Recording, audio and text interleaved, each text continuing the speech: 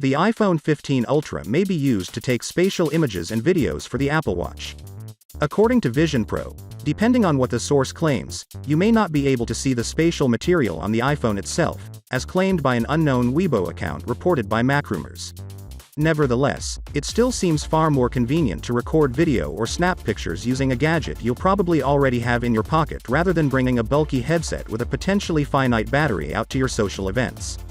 However, since spatial video and photos go a step further and allegedly provide the Vision Pro's user a completely 3D portrayal of a scene, Apple could need to add more cameras to the iPhone 15 Ultra than the existing primary, ultrawide, telephoto, and lidar combination.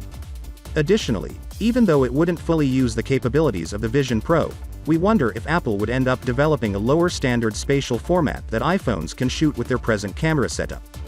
The rumor mill indicates that an Ultra iPhone will be released next year even though we haven't seen one yet.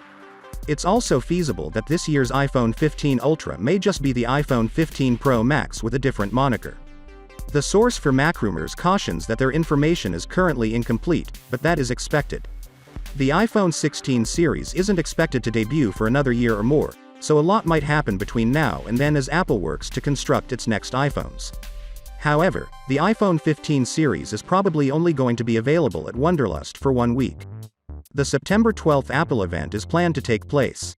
While we haven't heard any speculations regarding Vision Pro or spatial computing for the next iPhones, we have heard a lot of rumors about the iPhone 15 Pro Max, Ultra, which is said to include a periscope telephoto camera, which will provide better zoom capabilities than prior iPhones.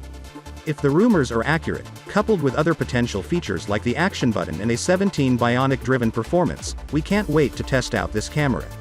Finally, what are your thoughts about it? So with that being said, let me know your thought in the comment below, and if you are new here, please subscribe. Peace out.